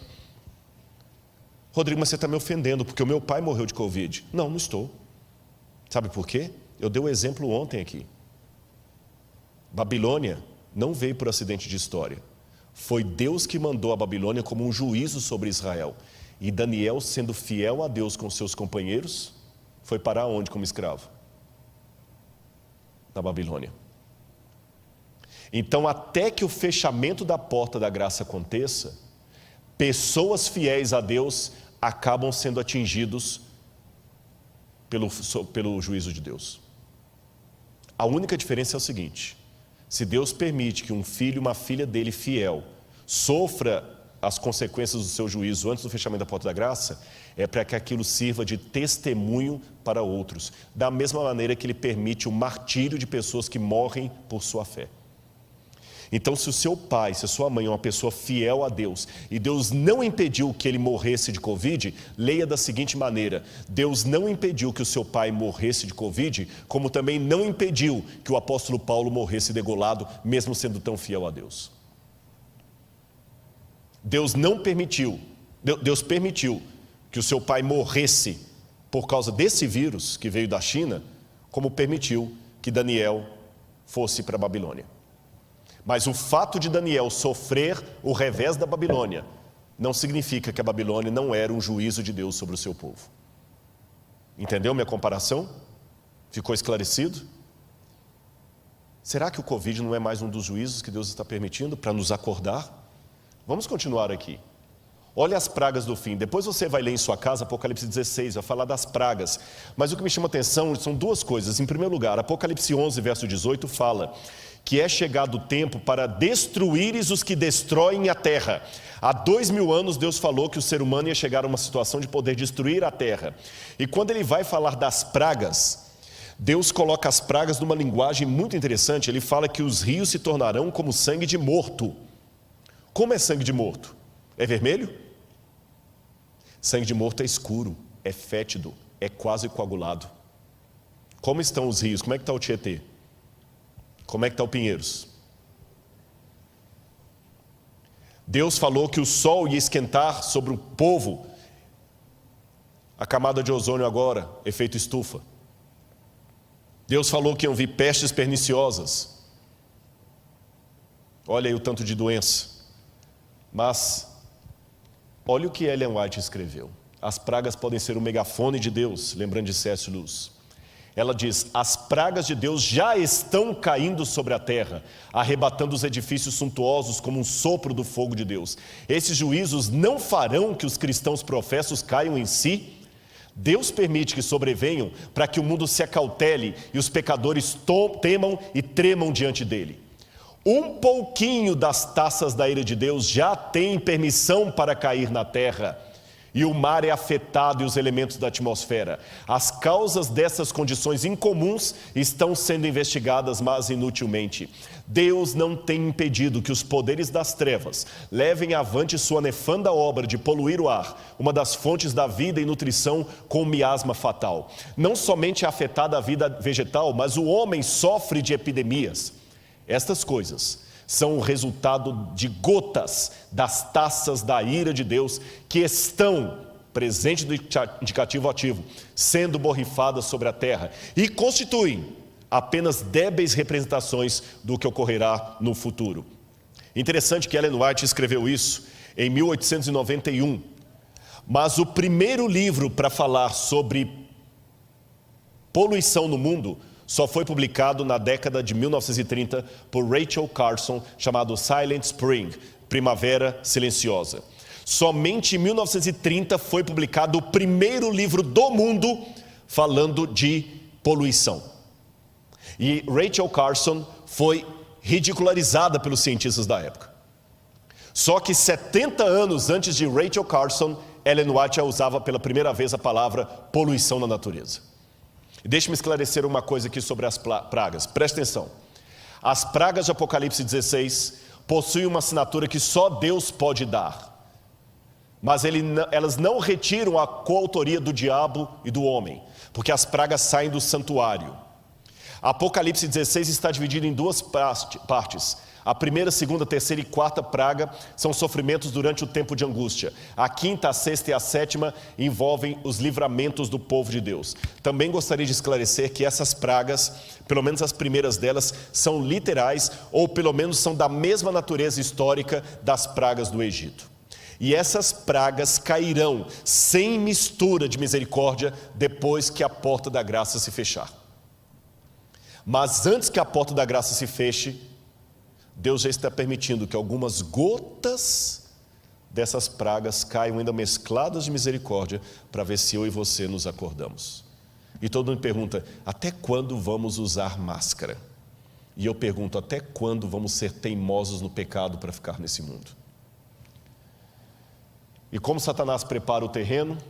De muitas maneiras. Alienação, cria alienação, glutonaria, intemperança, que as pessoas não conseguem raciocinar direito, síndromes psíquicas, excesso de informação e pouco conhecimento, síndrome do pensamento acelerado, que falou Augusto Cury, causas, distúrbio psíquico, excesso de informações, paranoia do consumo da estética, consumismo excessivo, incentiva o consumismo, não comemos para nos alimentar, não nos vestimos para nos cobrir, temos mais do que precisamos e ainda assim estamos famintos, sedentos, ignorantes. Geração rebelde sem causa. Cria uma geração que torna os pais, líderes e mais velhos reféns dos caprichos de uma juventude que não está mais acostumada com frustrações. O medo de ofender não deve ofuscar o dever de falar a verdade. Cria um Jesus apaixonado. Músicas gospel que estão transformando Jesus num adolescente apaixonado. Jesus vive fazendo declarações de amor e implorando a nossa aceitação. Ele não demanda nada, pelo contrário, ele promete tudo se aceitarmos o seu pedido de namoro. Jesus agora é um bobo apaixonado, não mais um Deus querendo nos salvar. Visões unilaterais de Cristo. Não basta dizer coisas bonitinhas sobre Jesus, precisamos acentuar quem ele era, o que ele ensinou. Usam tons agressivos apenas com a tradição da igreja, mas macio com o secularismo, que também é um erro. Vivemos numa troca da ética pela estética. Jesus curou pessoas e perdoou pecados, mas ele também pegou o chicote e mostrou a sua ira no templo. Ficar mostrando só o Jesus bonzinho sem o Jesus do chicote não adianta. Sabe, uma igreja às vezes que torna pessoas muito apáticas, legalistas ou apenas emocionalistas. Crise externa, crise interna. Para a sabedoria humana, tudo isto agora parece impossível, mas ao ser retirado dos homens o Espírito de Deus, o qual tem o poder de reprimi-los, e ao ficarem eles sob o governo de Satanás, que odeia os preceitos divinos, hão de acontecer coisas estranhas. Quando o tremor e o amor de Deus são removidos, o coração pode se tornar muito cruel.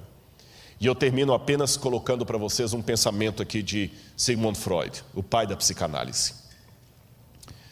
Freud dizia o seguinte, que o ser humano só é diferente por causa das convenções sociais. Freud dizia: derrube as necessidades de sobrevivência e sexo e afeto, nem sempre afeto é sexo, e o ser humano se tornará completamente um animal, porque a única coisa que nós temos de nosso é o eros e o thanatos, necessidade de afeto e sobrevivência. Trocando em miúdos, o que Freud quis dizer? Quando você vê uma pessoa toda elegante comendo como um lord inglês, é porque tem comida suficiente para todos. Por isso que ele come bem, mas o outro esfomeado come de qualquer jeito. Mas o Freud dizia que se você tiver apenas um prato de comida para os dois e eles estão famintos, tanto o lord inglês como o sem-teto vão comer desesperadamente como cachorro. Freud dizia: você só não ataca o outro para pegar o prato de comida dele porque tem comida para os dois. Mas se não tiver comida para os dois, quem tiver maior força, leva. Então, segundo Freud, quando nós estivermos em situação de caos, todos nos tornaremos animais irracionais. Porém, um ex-discípulo de Freud, chamado Viktor Frankl, que foi prisioneiro de Dachau e de Auschwitz, por ser judeu, quando ele sobreviveu ao campo de concentração nazista, Viktor Frankl fundou a terceira escola de psicanálise de Viena, e ele discordou de Freud. Ele disse: o que Freud teorizou sentado nas poltronas de veludo vitorianas, eu vi na prática, porque no campo de concentração tiraram de nós o respeito, tiraram de nós a comida, a proteção, tiraram tudo.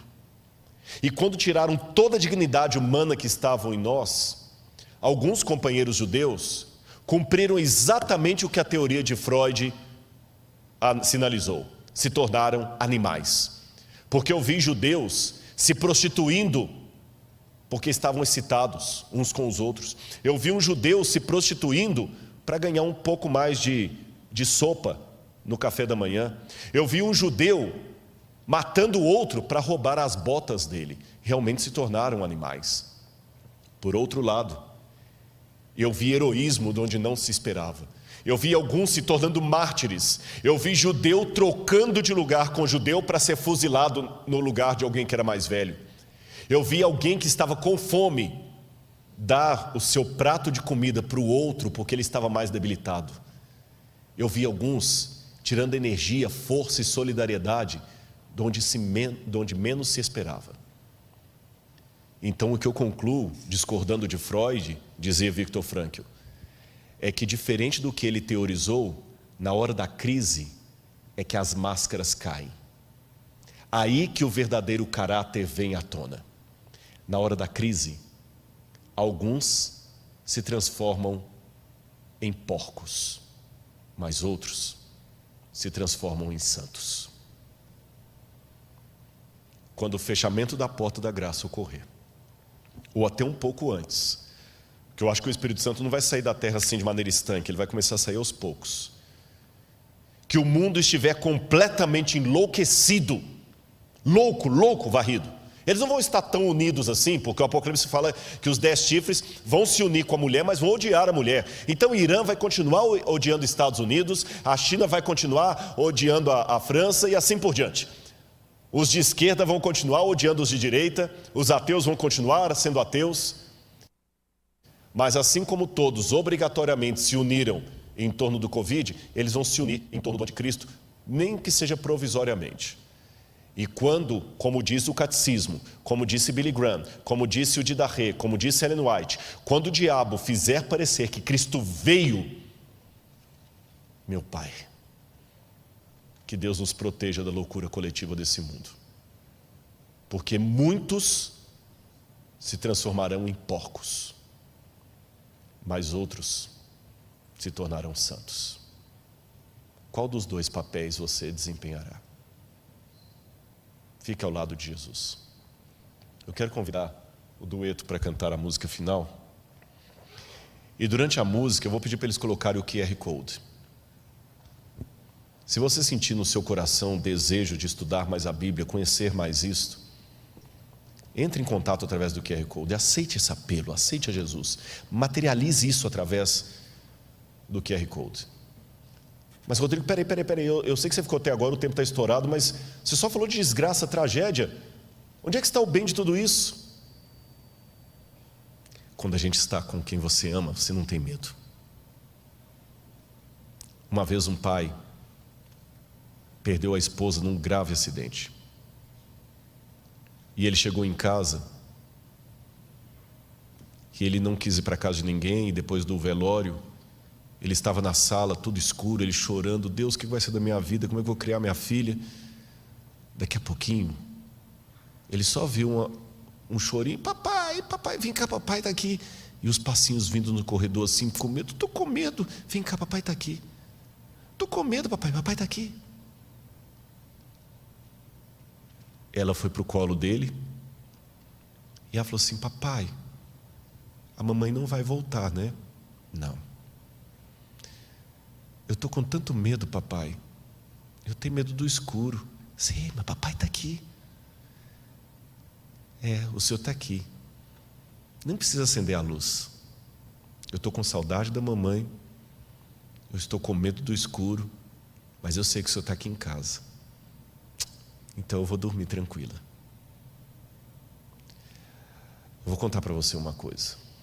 Quando ele colocou a filhinha de volta na cama, ele virou para Deus e fez a mesma oração. Pai, estou com medo, está escuro, eu não posso ver o seu rosto, mas eu sei que o Senhor está aqui. E é essa oração que depois da música eu vou querer fazer com você. Eu estou com medo. Estou com medo. Não pense que é fácil falar as coisas que eu tenho falado aqui. Eu tenho medo de um monte de coisa. Tenho medo da lacração.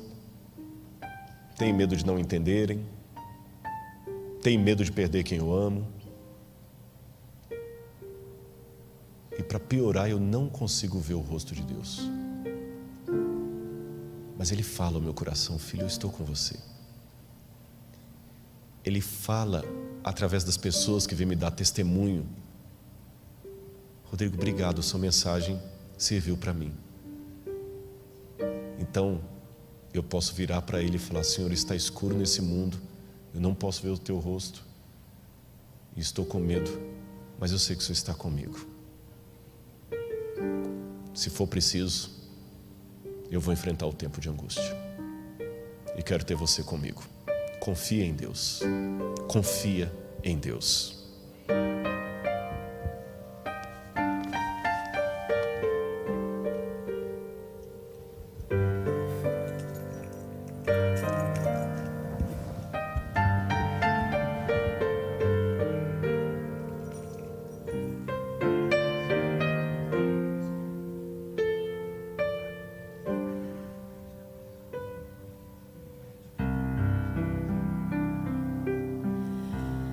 Quando o sol se põe calado e o dia se desfaz, posso então sentir a brisa e o frio que a noite traz. No silêncio escuro, o medo do que eu não consigo enxergar, dos perigos que me cercam e me assustam sem parar. Mas eu não temerei a noite, nem a mais profunda escuridão. Eu enfrentarei as trevas, pois sozinho nunca estarei.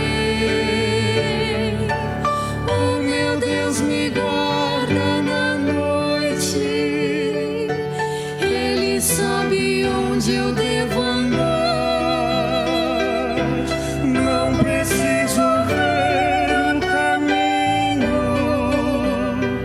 basta em sua mão segurar.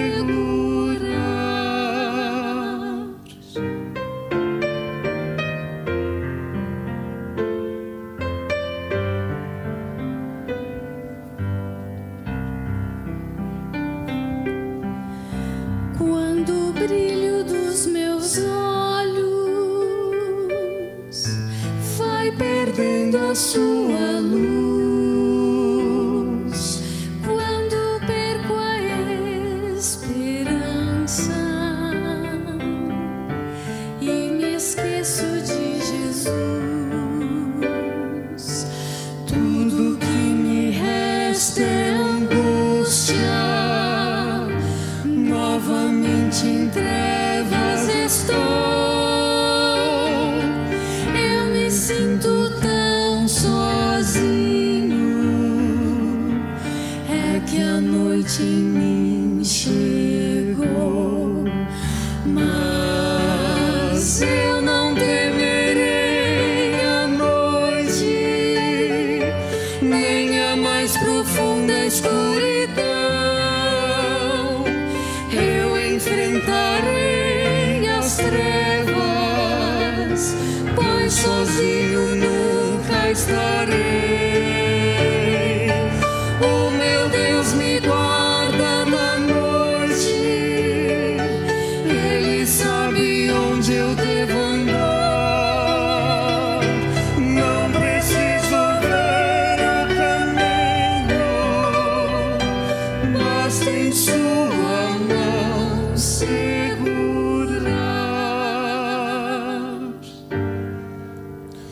Eu não temerei a morte, eu não fugirei da dor. Eu enfrentarei as trevas, pois confio em meu Senhor, meu Senhor. Eu não temerei a noite, nem a mais profunda escuridão.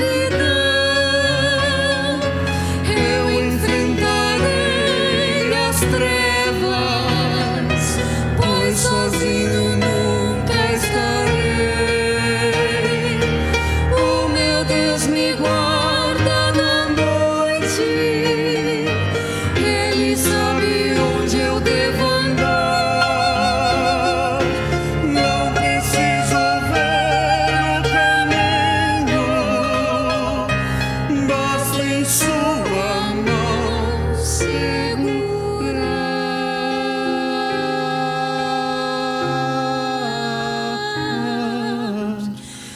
Basta em sua mão segurar.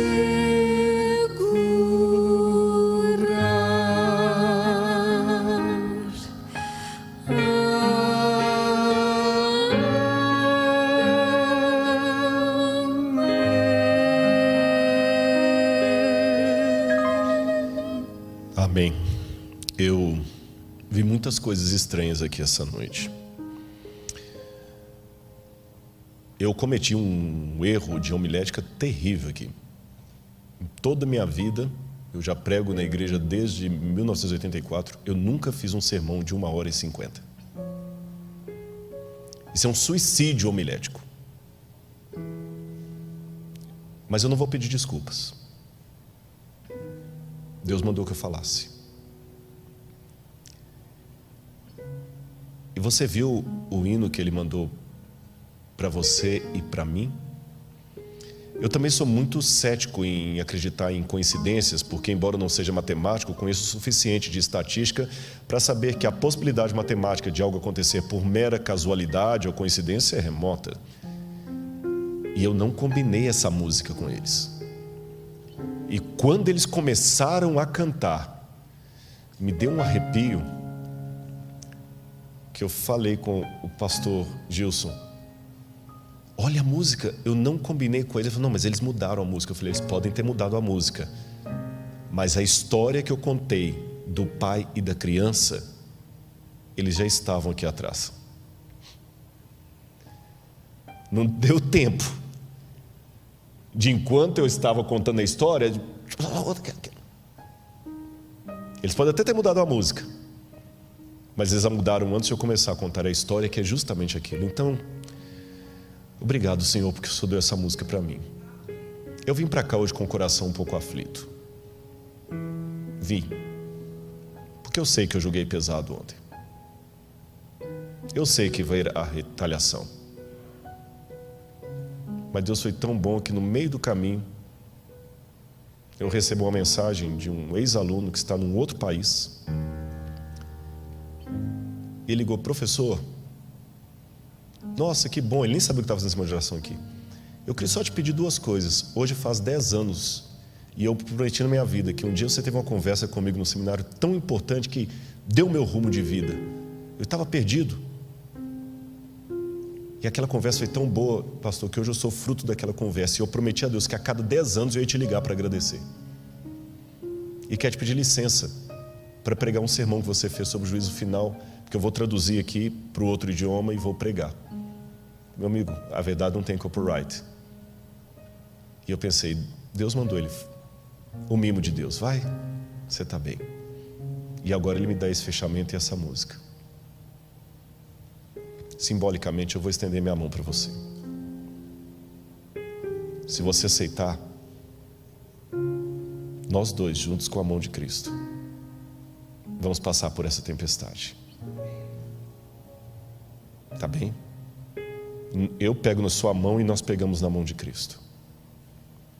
Se alguém está afastado da igreja, se alguém está duvidando, se alguém está afastado dos caminhos de Deus, segura agora na minha mão, firme, e ore comigo nesse momento. Se você aguentou 1h50 de sermão, você pode aguentar essa oração. É porque Deus fez você ficar. Segura agora, firme. E os que estão aqui, vamos ficar em pé. Amado Senhor, de maneira simbólica, ó Pai, pela fé, eu estou segurando na mão de muitos irmãos e irmãs que talvez nesse momento estão em prantos, ó Deus, falando: Senhor, o que está acontecendo na minha vida? Pai, eu tenho muita coisa para mexer. Pai, tem misericórdia. Por favor, Senhor, fala com eles, Senhor. Fala com eles que o Senhor os ama, como o Senhor falou comigo, Deus. Por favor, fala com eles. Oh Deus, eu sei que o Senhor não precisa de advogado, e se precisasse o Senhor teria pessoas muito melhores do que eu, mas por favor, Senhor, faz alguma coisa para que teu povo acorde, ó Deus. Eu estou tentando falar, eu estou tentando pregar do meu jeito errado, torto, humano, mas eu estou tentando sacudir esse povo, Senhor, não no teu lugar, mas através de ti. E por favor, Senhor, muitos estão nesse momento clamando perdão. Perdoa os pecados desse povo, Deus, eu te suplico, como Moisés pediu. Traga-os de volta, Senhor. Tem tanta gente que eu conheci que hoje está fora da igreja, Pai. Tanta gente. Eu estou pregando num bairro que tem tanto ex-membro da igreja, pessoas machucadas, pessoas magoadas, outros críticos, outros que perderam a fé, outros que se encontraram no ateísmo ou numa espiritualidade alternativa. Oh, Senhor, tanta gente que um dia ocupou os bancos e agora está fora. Busca, Senhor. E perdoa os pecados coletivos que nós temos cometido, Senhor, como administradores, como pastores, como professores, como membros, como obreiros. Por favor, Senhor, tenha misericórdia de nós. Nós não somos a melhor igreja, mas nós somos a tua igreja, Senhor. Eu sei que o Senhor teria planos melhores se usasse anjos, mas o Senhor escolheu usar a gente. Perdão, Senhor, se eu preguei mais tempo do que devia, mas se o Senhor os manteve ali no ar é porque o Senhor tinha um propósito. Cuida dos teus filhos e cuida de mim também, porque está escuro, estamos com medo, não vemos o teu rosto, mas sabemos que o Senhor está conosco, então isso vai acalmar o nosso temor e nós vamos dormir em paz. Manda um anjo, Senhor, agora carinhar o rosto de cada um que está em oração comigo, que ele sinta a brisa do Espírito, como se fosse a mão de um anjo carinhando o rosto dele, dizendo: você é amado de Deus. Em nome de Jesus, amém. Amanhã eu estarei aqui pela manhã, terminando essa semana com o tema A Ira de Deus, a ira do Cordeiro. Eu gostaria que você participasse conosco ainda que de maneira virtual. E um pedido também do pastor da igreja. A igreja está com uma meta de atingir 100 mil inscritos no canal da igreja, que é uma coisa do bem, e falta poucos milhares. Eu acho que com tantos que estão nos assistindo aqui, 6 mil já resolve. Na verdade, vamos ter muito mais do que isso. Se inscreva no canal, você terá bons alimentos espirituais para a sua vida e sua alma. Que Deus o abençoe.